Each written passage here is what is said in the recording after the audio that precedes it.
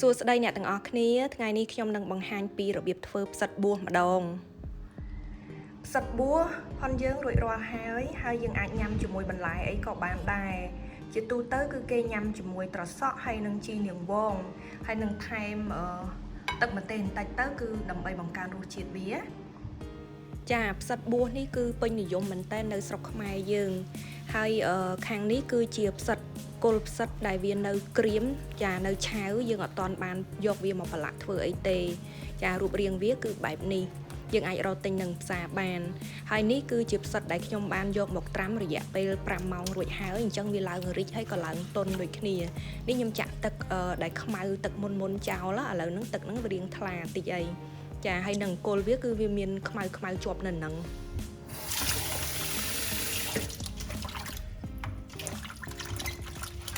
វាទៅផ្សិតនេះយើងត្រាំបាន5-6ម៉ោងហើយឥឡូវនេះវាឡើងទន់ណាស់ណាឡើងទន់ហើយក៏ប៉ុន្តែវាអត់ទាន់ស្អាតទេដោយសារវានៅមានអាខ្មៅនេះអញ្ចឹងតើយើងកាត់វាចេញសិនកាត់អាខ្មៅចេញសិនហើយចាំយើងយកទៅប្រឡាក់អញ្ចឹងពេលលាងតើយើងលាងច្រើនទឹកលាងតទឹកយើងថ្លាអញ្ចឹងទៅវាស្អាតវាអស់ក្លិនណាត្រាំទឹកទី1ទី2អីវាឡើងខ្មៅអញ្ចឹងត្រាំរយៈពេល4ទៅ5ម៉ោងឬមួយក៏លើសហ្នឹងក៏បានដែរតាមជាក់ស្ដែងរហូតដល់ផ្សិតហ្នឹងវាឡើងទន់អញ្ចឹង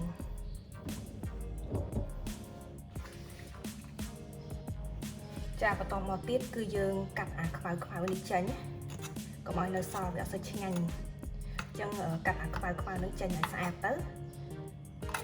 ឲ្យហើយចាំយើងដំវាឲ្យសំប៉ែតអូខេអាខ្មៅវាស្អាតស្រេចទេអត់អីទេដល់នេះអីនៅសល់អាខ្មៅចឹងយើងកាត់វាចេញដូចតែយើងកាត់ផ្សិតយើងធម្មតាអញ្ចឹង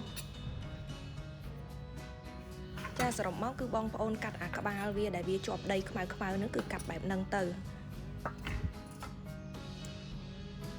ខ្លះស្អាតមកស្រេចតែម្ដងអញ្ចឹងលឿនចាំបាច់កាត់សម្អាតទៀតទេបន្តមកទៀតគឺយើងត្រូវដំផ្សិតហ្នឹងឲ្យវាសំប៉ែតណា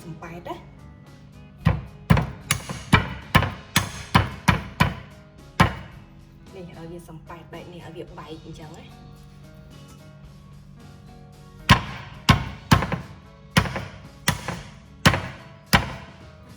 តើវាបែកអញ្ចឹងបានយើងប្រឡាក់ទៅវាចូលជាតិ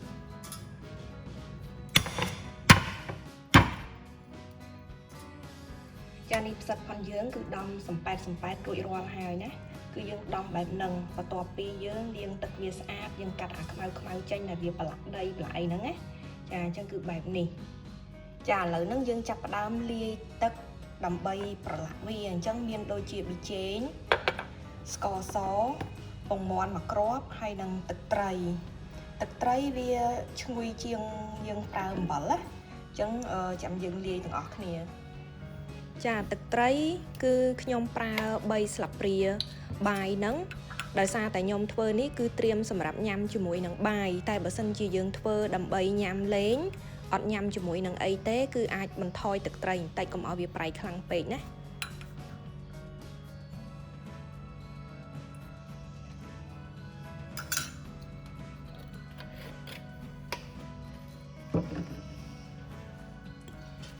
តោះមកប៊ីចេងដាក់តាមការចូលចិត្តដាក់កន្លះស្លាបព្រាបាន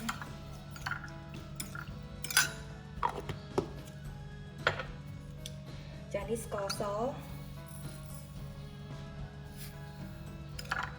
ដាក់1ស្លាបព្រាទៅ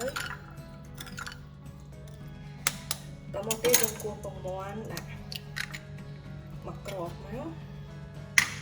បរិមាណទឹកត្រី3ស្លាបព្រាហ្នឹងស្ករ1ស្លាបព្រាបាយហើយនឹងប៊ីចេងកន្លះស្លាបព្រាហ្នឹងគឺជាមួយនឹងផ្សិតកន្លះខាំហ្នឹងណាផ្សិតកន្លះខាំហ្នឹងគឺថ្លឹងនៅពេលដែលវាស្ងួតអត់តាន់ត្រាំទឹកកូរនេះឲ្យលាយសិនណាកូរអត់ឲ្យលាយទេផ្សិតយើងរសជាតិប្រៃផ្អែមដុំហ្នឹងអត់ស្មើគ្នា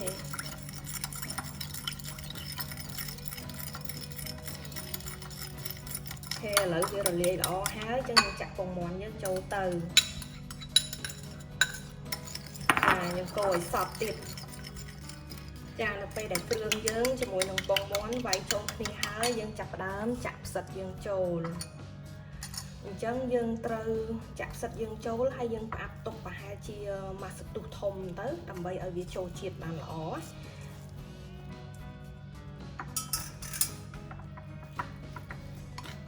យើងយកដៃច្បល់ក៏បានតែទឹកត្រីស្អុយពេកយកស្លាបព្រាច្បល់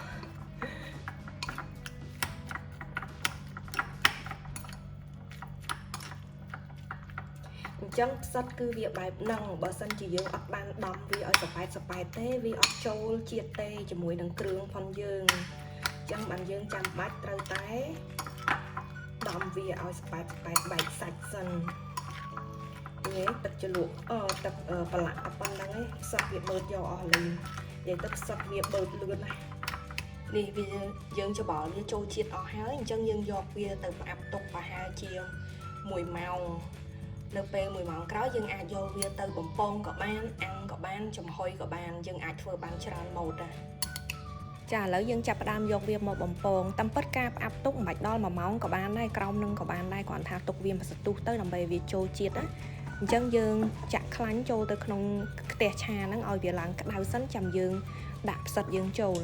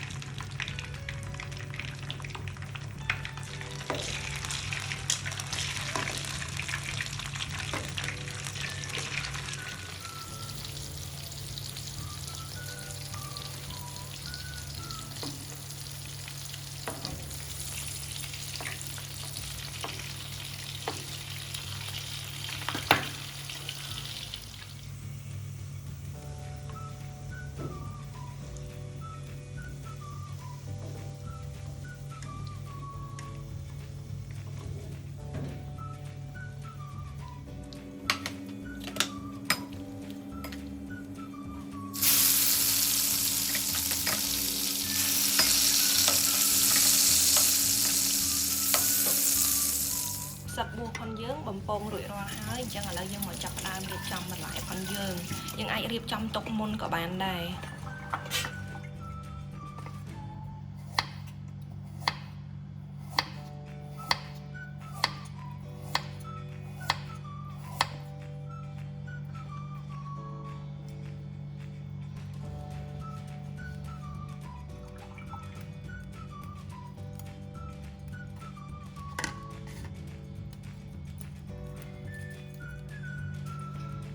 អញ្ចឹងយើងរៀបបន្លែមានដូចជាជីនាងវងជីណា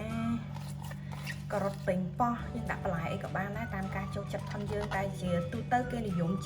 ជីនាងវងចាបន្ទាប់មកទៀតគឺយើងដាក់ផ្សិតដែលយើងបំពងរួចមិញហ្នឹងគឺយើងដាក់ចូលទៅអូឆ្ងាញ់ណាស់និយាយទៅចូលចិត្តហ្មងជើងផ្សិតហ្នឹងផ្សិតប៊ូហ្នឹងឡើងឈ្ងុយបំពងហើយលក់មួយសិនមិញលក់ម្ដងហើយពេលពងបំពងអូឆ្ងាញ់ណាស់មានជាតិហ្មង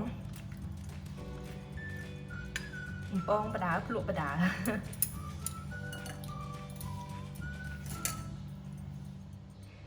ចាផ្សិតបំពងជើងផ្សិតបំពងរបស់យើងគឺរួចរាល់ហើយដែលទូទៅគឺយើងតែងហៅថាជាផ្សិតបួសរសជាតិគឺប្រៃផ្អែមល្មម